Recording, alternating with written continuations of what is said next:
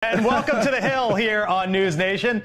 It is perhaps the most buttoned up part of our government, the U.S. military. But now the Pentagon and the White House are being dressed down. The defense secretary off the job for days, and the president had no clue.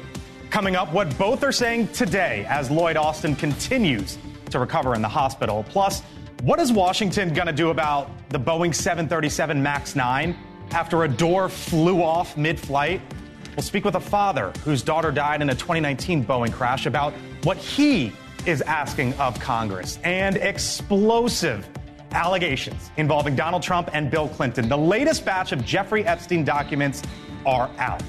Here we go. Thanks for being with us here on the Hill. I'm Blake Berman, joined today by Chris Steyerwalt, NewsNation political editor and senior fellow at the American Enterprise Institute; Scott Bolden, the former D.C. Democratic Party chairman and a Democratic analyst; Julia Manchester, of course, national political reporter for The Hill; and Hogan Gidley, former Trump White House deputy press secretary.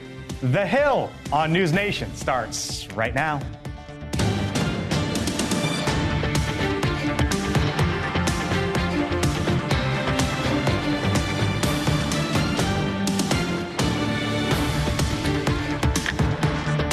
Decked in maize and blue indeed on this fine Monday. But let's start here with a live look at Capitol Hill.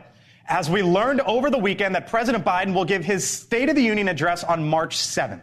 Now, when that happens, a designated survivor will be chosen. The concept, keep one cabinet member behind in case the unimaginable occurs. We have thought about that, what if? But apparently we have not thought about this. What happens if the head of our military is off the job and no one, I mean no one, knows about it? It's basically what happened. We now know the Defense Secretary Lloyd Austin was taken by an ambulance into the intensive care unit on New Year's Day. Here's part of the timeline. However, the White House was not informed until January 4th, and congressional leaders not informed until the following day. Today, the White House, as you might imagine, was asked about this from every angle. They are standing behind Lloyd Austin. Hello to you all. This is a story, my gosh, over the weekend when you saw it, it was like a double take. Chris, what? What happens? And for the White House and for the Pentagon, there is a lot of explaining to do here. We should remember not to overstate how important the Secretary of Defense is. Yep. The Secretary of Defense thinks of himself as very important always, whomever it is, but the position is not that important. But it is chaotic. It is disordered. It is foolish. And whatever Lloyd Austin thought that he was gaining by being secretive about this because he didn't want to talk about whatever infirmity he had, what an embarrassment for the president, while the president is talking about his that he is businesslike and he can do things in the good order, and it's not like the chaos of the Trump days. To steal your term, Counselor, an unforced error. Yeah, you mentioned here was an op-ed headline in USA Today. Lloyd Austin hospitalized and Biden is clueless. So much for the adults being back in charge, Hogan. Absolutely. And I would disagree slightly in the fact that I do believe the Secretary of Defense is quite important, having worked in a White House and dealt with the Secretary of Defense. What they have to focus on every day is not just here at home what we have, but also abroad. And it's not like the world is all at peace. We've got wars all over the place, and we have American troops in harm's way as well. First things first, understand the Situation Room, which is a very serious place inside the White House, keeps tabs on certain people all of the time. One of those people is the Secretary of Defense. They were tracking him at home. They thought he was at home. He wasn't. He was in the hospital. This is a dangerous situation.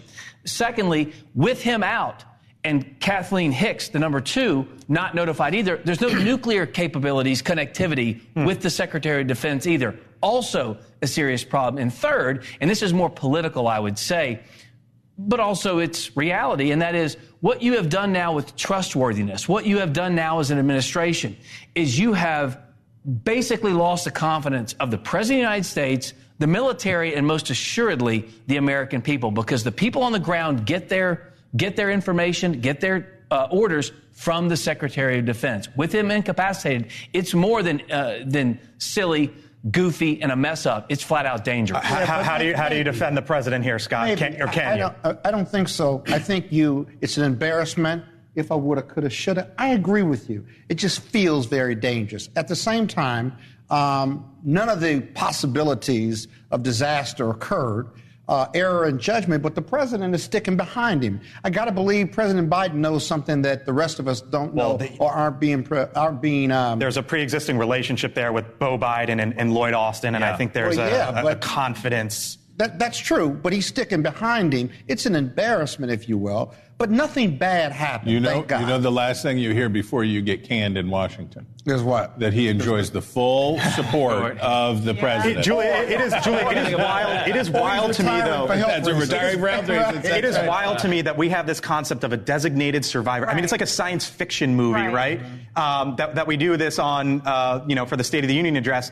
But we don't have any answers for what just happened. Well, and I wonder if there's going to be laws or policies that come about because of this. Well, one of my first thoughts after, we found out that Lloyd Austin was in the hospital and the president didn't know was, this makes us look so incredibly weak to our adversaries. What were the protocols? Yes. What were the protocols? And this is at a time, last month we heard Christopher Wray testifying before Congress talking about the red lights that were blinking in terms of potential terror attacks. So we look so weak right now, or potentially do, and that's not good for Biden going into 2024. All right. So this is an issue that I think we can all agree will blow over. Right, at some point, there'll be unless other cabinet secretaries disappear, unless that happens. They go on walkabout. Something that's not going to blow over is the southern border and this spending deal.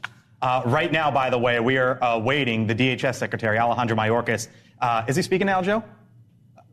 Let's show the live picture if we have it, because I believe the DHS Secretary Alejandro Mayorkas is in Eagle Pass, Texas, right now. There he is. As here in Washington, Julia, Democrats and Republicans try to put together some sort of border package, and as some Republicans are threatening maybe a government shutdown because they don't like a government spending deal that seems to be hashed out. Right. And I think Democrats in particular are under pressure on this. We talk about how Republicans obviously can't have a government shutdown. We saw McCarthy. Yes, we saw McCarthy struggle with this. I think Johnson probably is a slightly better scenario than McCarthy. It seems like he's, I don't want to say still in his honeymoon period, but he enjoys, I think, more support than McCarthy did, has those better relationships. But with the border, Democrats have quite a bit of, they're under quite a bit of pressure, because we know that Republicans are going to make this a campaign issue up and down the ballot. So you have Hakeem Jeffries, who wants to defend, his caucus there. So going forward, or conference, but Democrats are certainly on the defense. So again, live look, Eagle Pass, Texas, DHS Secretary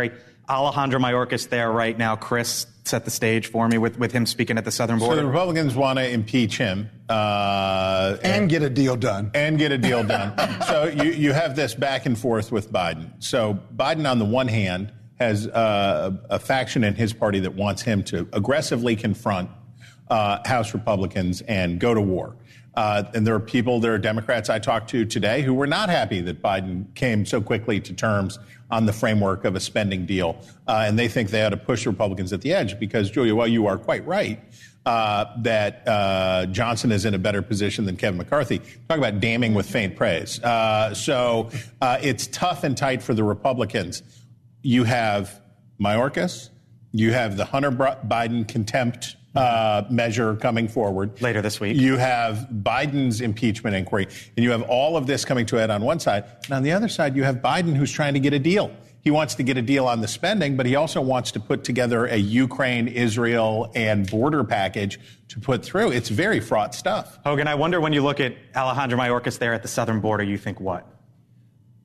My blood boils when I almost took your breath away there. I can't even say it. This is all his fault. Look, this isn't by accident. Hold on. This is all Mayorkas' fault? The Biden administration. Okay. Right. It's not by accident. It's by design. This is what they want to have happen. They want people flooding into our country, or they would have stopped it, because they can stop it.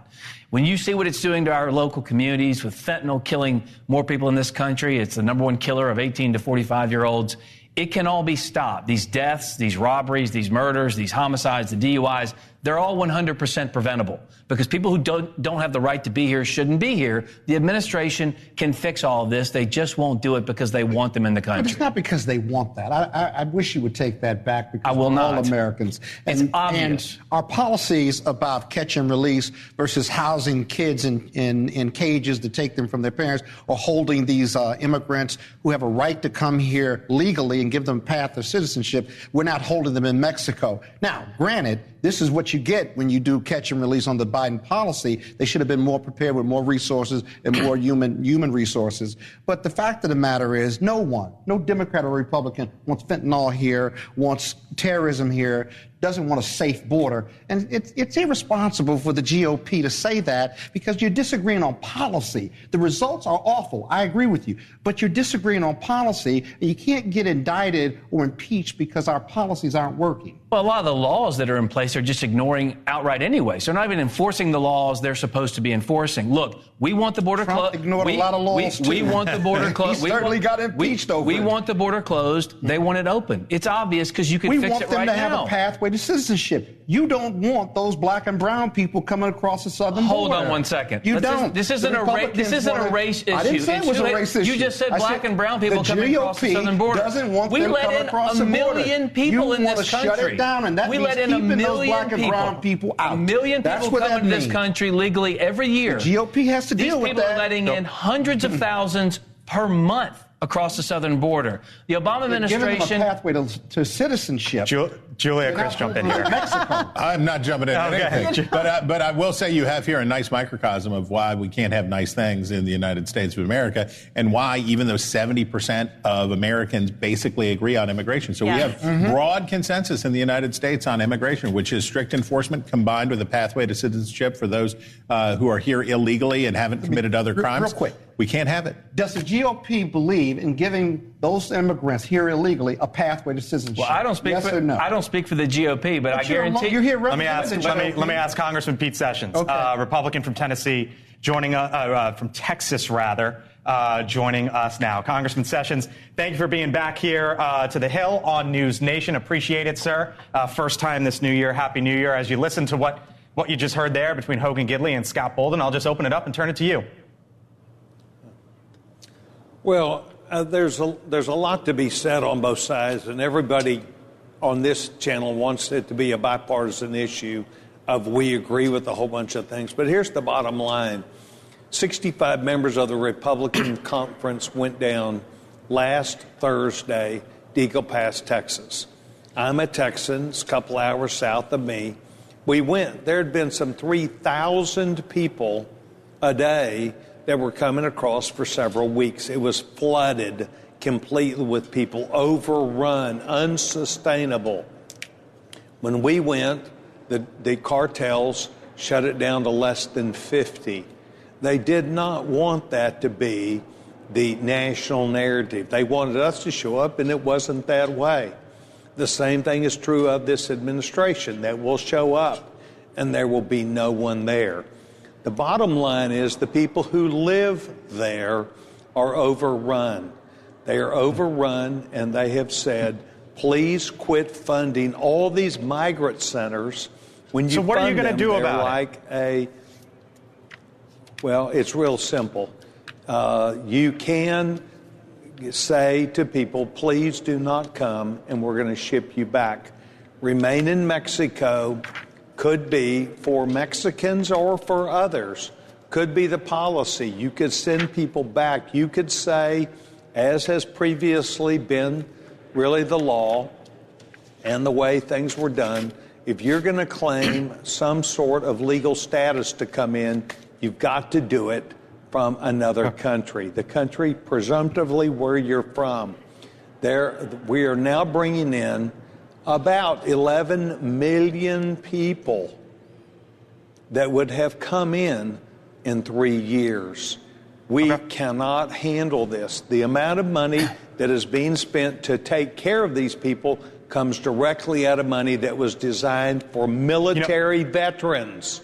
That is where they have taken the money. I want to ask you about the money. It's unconscionable. I want to ask you about money, Congressman, because as you know as well, there is a spending deal that seemed to be hashed out over the weekend between Chuck Schumer and Mike Johnson. It struck me, Congressman, that the leader of your party, the Speaker of the House, is touting $16 billion in spending reduction. $16 billion. Big number, no doubt about it. But when you think about $16 billion, Congressman, we've already added $100 billion to the debt since Christmas in 2 weeks. It's $1 trillion added to the debt this fiscal year alone. $16 billion is like the average American saying they just saved a quarter on their cup of coffee. I mean, it's a drop in the bucket. Is that a failure, sir, of Republicans? Well, look, we've now had this majority for 1 year. Is that a failure to say that when it came down to an agreement to avoid shutting down the government and Mike Johnson agreed with a number, that does not mean in any way that we're going to be able to pass that? That was the agreement where reasonable people, quote, reasonable people tried to get together. It is not the right thing to do. They also added $60 billion just for inflation alone in 1 year. That's not right, but it is the way the world is turning. And so we have lots of things that we don't need to add to that, and one of them is 11 million undocumented migrants that we say report for citizenship in 7 years. It's a joke. Congressman, I got to run, but are you going to vote for it or against it? Well, we haven't seen it yet. Okay. We know what the Fair top enough. line is. We know. Okay. But what is the policy that comes with it? So you're asking good questions. I appreciate and respect the debate. All right. Thank you, Congressman. We hope to have you on back soon. We got to leave it there. Congressman Pete Sessions from the state of Texas. All right. Coming up. Might be cold in the Midwest. Brutally cold, actually. But the campaign trail heating up ahead of the Iowa caucuses. So how does the thing actually work? And what does it mean for the GOP presidential candidates? Steyerwalt breaks it down on the other side of the break. And there are some new allegations. The latest documents as it relates to Jeffrey Epstein just dropped. The names Donald Trump, Bill Clinton, the Clinton Foundation are all there. We'll discuss The Hill on NewsNation. Coming back. Stay with us.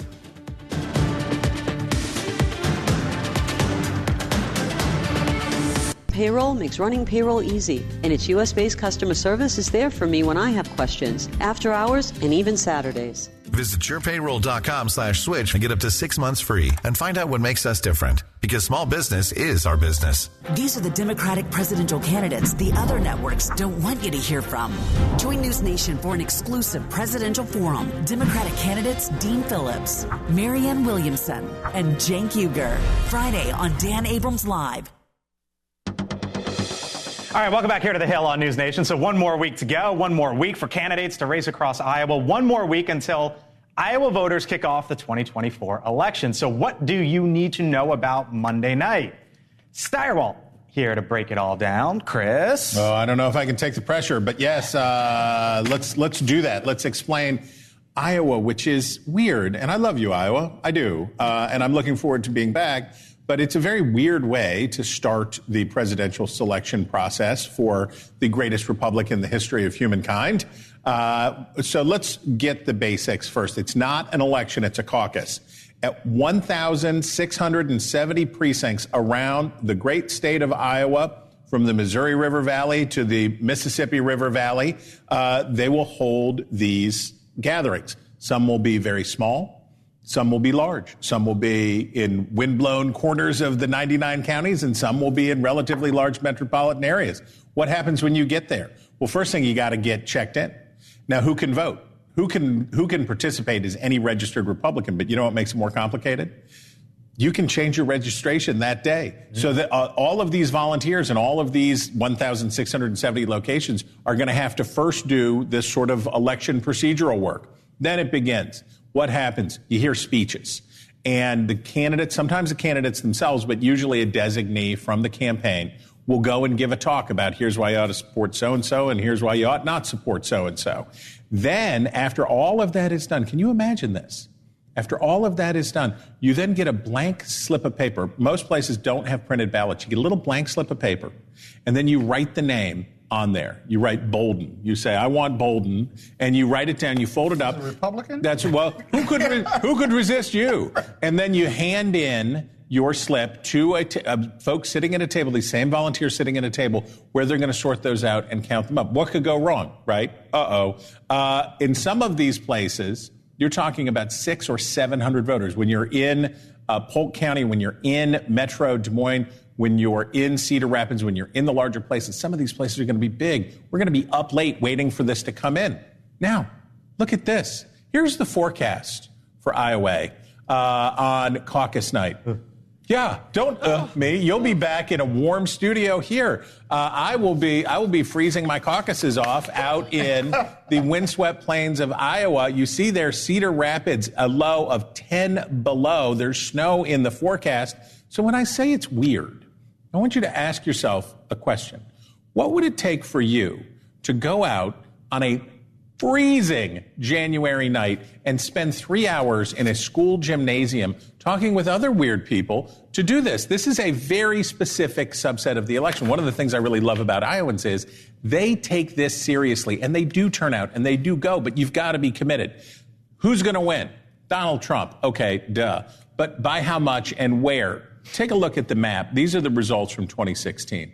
And you're going to see a map that looks very similar to this. This was Ted Cruz won, Donald Trump, Marco Rubio. You're going to see a similar kind of result, though it'll be Trump at the top. You see all those red Trump counties? He's out there in the Missouri River Valley. He's out in Council Bluffs. He's out in Sioux City. He's going to come in big there.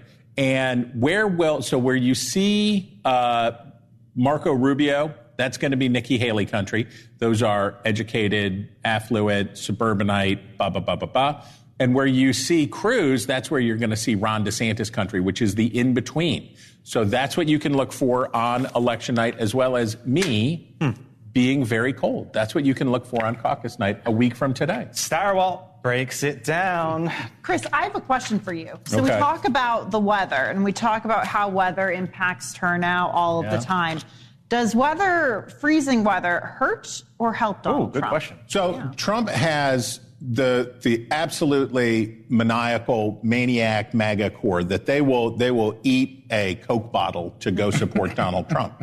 But he also has a lot of people who are not frequent voters. Right. So there's a high correlation between education and income and propensity for turnout, right? So when Trump's success in mobilizing a lot of blue-collar, working-class, non-college voters to come out for him in Iowa helped change Iowa politics. But they're also lower propensity voters than those folks that you saw in that map that are going to turn out in Sioux City. They're going to turn out in Des Moines. They're going to turn out in the metro areas. So I think the hardcore Iowa supporters for Trump will be there, but remember, he's got an expectations game that he's trying to play. Hogan, now former Trump press secretary, and you have won twice in Iowa. That's right. Races there. What are you looking at? Listen, I know a guy. I know some people, and what I understand is from the Trump team. From what I hear, they understand kind of the complexities of this situation, and they have the votes. What they want to do is make sure that turnout is there, right? Yeah. You talked about the weather; those aren't wind chills. Those are sitting temperatures, right? Mm-hmm. It's going to be much colder probably when that breeze gets going. What would make people go out and vote for something? America, Chris Starwalt. That's what it is. America. That was the answer to your question. But I always love being in South Carolina because we go from Iowa to New Hampshire, and then when we land in Charleston, it's 75 degrees. All the reporters looked at me and they're like, really? Why aren't we doing this all of the time? I'm like, exactly. Real quick, you're confident for Trump, though, next week? I think so. Look at the state polling. But it is a numbers game. So basically, Trump's got to do basically outright majority. He's got to get 50% or more of the vote for it to be commanding. Every point that he comes down below that into a plurality is not good. All right, coming up, sex, money, politicians, stunning new allegations in the new batch of Jeffrey Epstein documents. We'll talk about some of them. And does Washington need to crack down on Boeing? My goodness, another mishap for the airliner after the door plug rips off at 16,000 feet. Coming up, I'm going to speak with a father who lost his daughter in a Boeing air crash. What he is trying to do here in Washington. and what he thinks about after watching these images. Stay with us. The Hill on NewsNation. Back in a few. New documents involving the late sex offender Jeffrey Epstein now in public. The newest batch has stunning allegations involving former presidents Bill Clinton and Donald Trump. Accuser Sarah Ransom alleges that sex tapes were made of her friend with Bill Clinton, Prince Andrew, and the British business magnate Richard Branson. She also claims her friend had sexual relations with Trump on, quote, regular occasions at Epstein's New York home. However, back in 2019, The New Yorker reported that Ransom invented the concept of sex tapes in order to draw attention to Epstein's behavior. Joining us now, Law and Crime Network host, NewsNation legal contributor, Jesse Weber. All right, Jesse, the documents came out. I think people saw this and went, oh, my goodness. And then you go back to 2019. I wonder when you saw this, sort of, what did you make of it? And where do you go from here with all of this, given all the circumstances? Well, you have to understand, for me, I've been following this case for a while, so a lot of this is not new to me. I knew who Sarah Ransom was. There were certain details of this I knew before. Some of these names were redacted. They're now being released now. But for the general public who hasn't been following the Epstein case, they see the flashy headlines. Oh, my goodness, sex tapes, now the sexual proclivities of Donald Trump. But when you really read the documents, and you read the email exchanges, and you see this is somebody who said she invented these tapes and actually retracted her comments to the New York Post, who she was originally pitching these stories to. Like with most of these documents that are coming out in the last week or so, you have to understand the context of it. You have to take it with a grain of salt. I can't say this enough. This is not the Epstein list, right, of all the people who were involved in a sex ring, and this is clear proof. These are a series of documents that were in a defamation lawsuit between Ghislaine Maxwell and one of the Jeffrey Epstein accusers, Virginia Giuffre. So everything you're seeing here, you have to understand what it's about. These were two sides that each side was saying the other one was a liar. So everything we're looking at, you have to be careful about. Yeah, Scott Bolden here. I guess when I saw this information, it begs the question whether the feds had this information or have had it, whether in the civil case, how much of this has been confirmed or not confirmed, because the civil case has been around a long time. You've been following the case a long time. Has anybody corroborated any of these allegations or debunked them over time? In terms of Sarah Ransom, no, as far as I can tell. And we have to remember, one of the reasons the judge overseeing this, Loretta Preska, actually allowed the release of all these documents is because it was already in the public domain. We already knew about this. If somebody's rights were about to be jeopardized or there was an ongoing criminal investigation, we would not be talking about this right now. So the fact that we're seeing this is, it's illuminating. It's definitely crystallizing a lot of the context, but I don't know if it adds anything new to the overall conversation about Jeffrey Epstein. All right, Jesse, Donald Trump, tell me what he did today and what's going to happen tomorrow. Okay, so now this is interesting, right? So he is trying to argue. This one's interesting. This one has real effects here in 2024. So this one is about, he is trying to argue in Georgia that the case should be thrown out. Now, I will tell you, as a lawyer, a lot of these arguments I don't think make sense. Saying that double jeopardy because he was impeached, I don't believe it. The immunity argument, pay attention to this one, where he says that his actions as the president, shield him from liability, both in the Georgia case and the federal election interference case. You might say, Jesse, come on now. Not so fast. I don't believe that a president is immune from everything, right? But yeah, there is an argument that was he in the taking official acts as the president. As the president, he oversees the DOJ, he oversees the Federal Election Commission, he oversees Homeland Security. They all have a different role in elections, and you could make an argument. It's a colorable argument, but you can make an argument that if he was actually trying to secure the election, do all of these claims work? Should all of them stand, both in the Georgia case and in the federal case? I think there's something to be said here. We will see where it goes. But look, that's I think his strongest argument.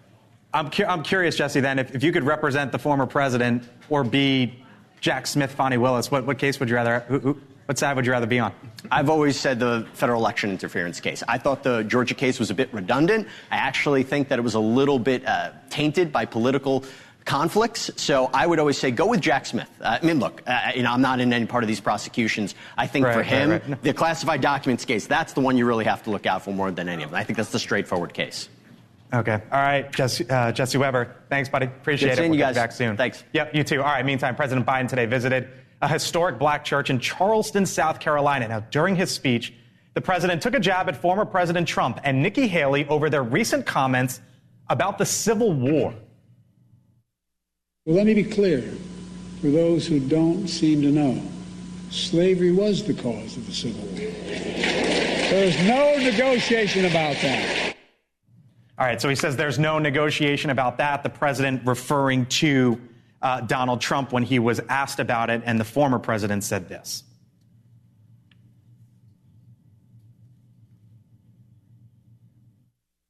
So many mistakes were made. See, there was something I think could have been negotiated, to be honest with you. I think you could have negotiated that. All the people died. So many people died. That is... I had not heard that. You had heard that? That is fantastic. That is primo Trump. I would have negotiated our way out of slavery. If it wasn't so serious, it would be hilarious. Oh, my God. His level of ignorance. Wow. You're going to negotiate the freedom from my ancestors, and what would that negotiation be? Okay, we'll keep half in slavery, we'll let half go, we'll give them 40 acres and a mule, and then we'll save the Union that way. That's not negotiable. We're talking about humans who were treated as human chattel. Ron DeSantis today said Lincoln did what he had to do. When he was asked about it today, he did not come down on Donald Trump's side, Julia. He did not. And Ron DeSantis is seeing, sort of the cleanup Nikki Haley's had to do and, some of the pushback Trump is getting. But, just focusing on that Biden speech for a minute, not to get too off track here, one notable moment from that speech is when it was interrupted by hecklers calling for a ceasefire. I think it's so symbolic of the difficult road that President Biden has ahead within his own party, particularly with young progressives. We're seeing it play out in the polls. This is what everyone's talking about from this speech. So it's, this war is going to be something that's going to make it difficult for unless they resolve it. Yes. You're right. The Democrats have a big tent. But this is a real issue with young voters. Yeah. In the recent polling, Trump is beating Biden with young voters by about 5 or 10%. And so one of the things we're going to talk about later is Barack Obama. But the reality is... No, let's talk about it now. He's worried. He's worried about Donald. He's worried about the Biden operation and that Trump could actually win the thing in 24, Hogan. Well, polls say he can win it in 24. Yeah. No, that's a open possibility, clearly. He ought to be worried. And there was an argument that so many people on the right made, the DeSantises of the world, and Nikki Haley said, this guy's unelectable. He's not going to win if you put him up. Now the polls show, no, he's still beating Joe Biden in a lot of these key states. The demographic shift, of course, with African Americans, Hispanics, others kind of gravitating, young people going to Donald Trump. I understand why he's nervous. He should be. But in large part, again, it's the policies that matter here. And so much of what Joe Biden has done to the American people are now really kind of setting the stage for someone to come in and get, all right, you're paying $1.20 now for what you were paying $1 4 years ago. The southern border's open, crime's up, the world's on fire. So someone needs to fix it. So when we hear Donald Trump say things like that, and I know you defended, or at least were asked about a lot of the things that he said at your time at the White House. A few. You point back to the policies. I wonder what your response to Trump would be. On this particular topic? Yeah. I looked at it and I was just thinking to myself, because he does like to negotiate, right? At the time, as I recall, Lincoln had to make a lot of deals to get a lot of votes. Is that right? Are you trying to tell me that Donald Trump couldn't handle Kim Jong-un? But he couldn't handle Kim Jong-un. He wants to negotiate slavery. Exactly. We can't disarm North Korea. But the Confederacy was just going to go away because Donald Trump talked about it. Didn't say anything of the sort. I haven't talked to him about this, so it would be far be it for me to try and spin this or talk about what he was saying. But those comments will stop independents and even moderate Republicans doing the general from voting for Donald Trump. Worried about that or no? No. So he can... Because it comes to the policies, you think? Yes. Obama undermines Biden at Biden's peril. And the divisions inside the Democratic Party and the sniping, and we heard it from David Axelrod before, and here's leaking from Team Obama about what's wrong with Biden and all of this stuff. Joe Biden could certainly lose this election, and Democrats ought to act like it. And they ought to stick together. Right. Absolutely. All right. Well, coming up, another black eye for Boeing. Has Congress and the FAA gone too soft on that airline, one of the biggest companies in this country? After a door blows off in the middle of a flight, you've undoubtedly seen this video. Coming up, we speak with the father who lost his child in a past Boeing crash. and we will ask him what he wants Congress to do next. That's coming up here on The Hill on News Nation. A wide-ranging investigation is underway tonight into the midair scare involving that Alaska Airlines Boeing 737 MAX 9. As you might know, it was forced to make an emergency landing after a door blew out mid-flight. Now, a different version of that plane, the MAX 8, crashed in 2018 and in 2019, killing almost 350 people. It led to a congressional investigation and the ouster of Boeing's CEO. Our next guest is the CEO of the Coalition for a Prosperous America and the father of Samia Rose Stumo. She lost her life in one of those crashes, and he has since dedicated his life to fighting for aviation safety. Michael Stumo joins us live. Michael, thank you for being here on The Hill on News Nation as we look at pictures of your daughter, Samia. I'm wondering, sir, when you saw what happened with this plane, I wonder what you and your organization tries to do next, as maybe you feel that this could just be deja vu all over again for Boeing. I thought something like this would happen. Again, Boeing has been cutting corners. They have not changed their safety culture. They're still pursuing profits over safety, increased stock prices. It's a blessing no one died, but they've had a lot of airworthiness directives by FAA showing unsafe conditions on the plane. They've requested a bunch of exemptions for their upcoming plane to be exempt from safety rules. And rather than the old Boeing pursuing engineering excellence, this Boeing still pursues profit in financial engineering. So I'm just glad no one died, but I'm very sorry. Very upsetting to see what happened. What's your push like here in Washington, Michael, as it relates to either the FAA, Congress, or both? Boeing's safety culture has not changed despite protestations to the opposite.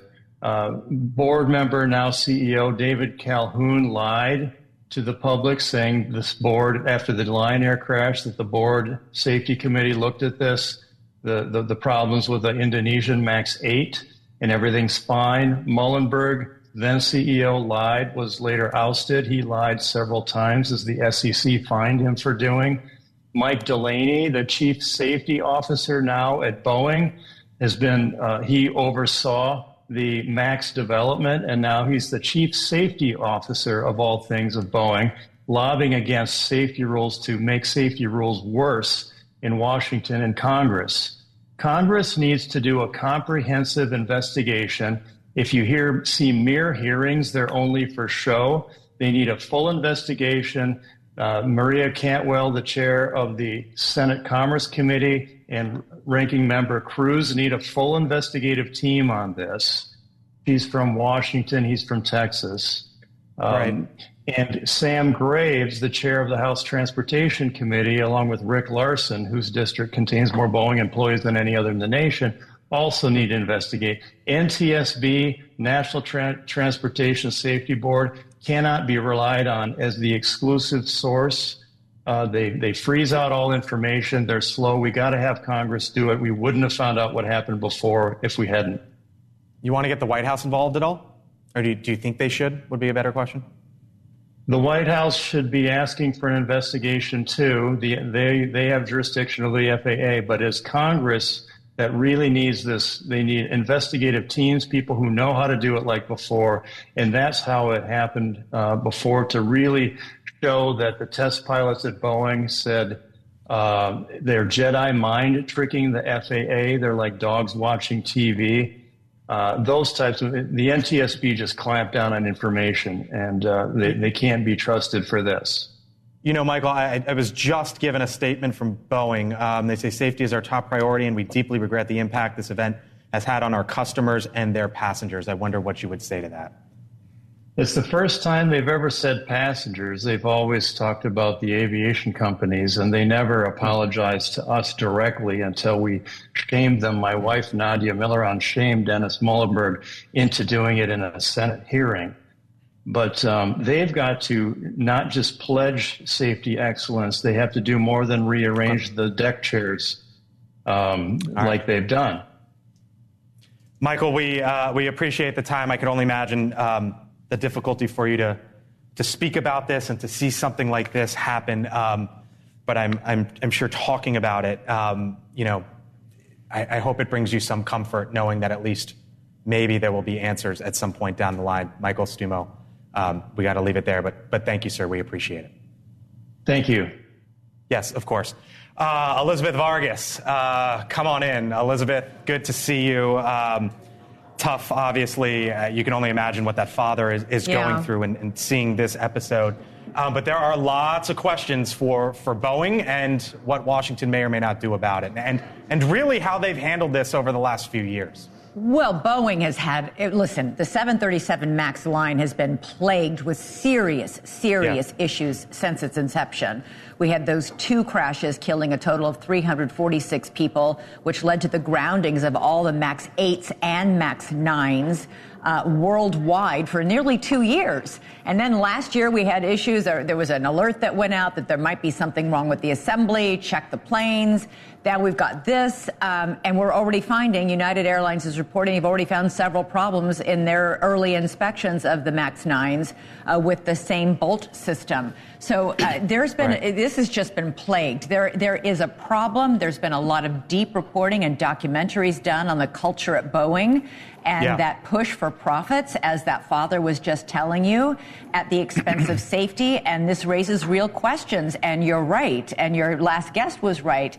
It's going to be up to Congress to take some action to force some disclosure on what happened here. But the mere fact that this exact plane had 3 failure, sort of depressurization alert failure warning signs go off. And then they wouldn't let it fly over the water. Yeah, but it's still got to fly down, a few hundred miles down over land. I know. It's like, it's wild that, it can't fly over water, but it's good enough to put human beings on it in the air 15,000, 30,000 feet up. Listen, just imagine if that had happened up at cruising altitude, when people are up and about the cabins. Just imagine. Yeah. All right, Elizabeth, I got to run, but Elizabeth Vargas reports coming up 6 minutes time, 6 o'clock Eastern. Vicky Ward, investigative journalist, talking about the latest in the Jeffrey Epstein documents that came out today. Elizabeth, thank you. Looking forward to your show coming up in 6 minutes time. We will be right back here on the Hill on News Nation. Final thoughts from the panel on the other side of the break. Stay with us. Boy, oh boy, who you got tonight? Michigan, Washington. 2 predictions. Okay. Michigan rolls big. They win by at least 2 scores. Okay. And Harbaugh's out. I Harbaugh goes to the wouldn't want pros. that, but hashtag sports. Hashtag sports, go blue. There you go. Who you got? Harbaugh wins, and he goes to the Chicago Bears. Okay. Because their colors are the most like the West Virginia University Mountaineers, I will be. And also because I owe you a steak dinner from the last round, I'm going with the Michiganians. Let's go blue, baby. I've been waiting for this for a long time. Have a good night. I'll be here tomorrow in one form or another. I promise you that.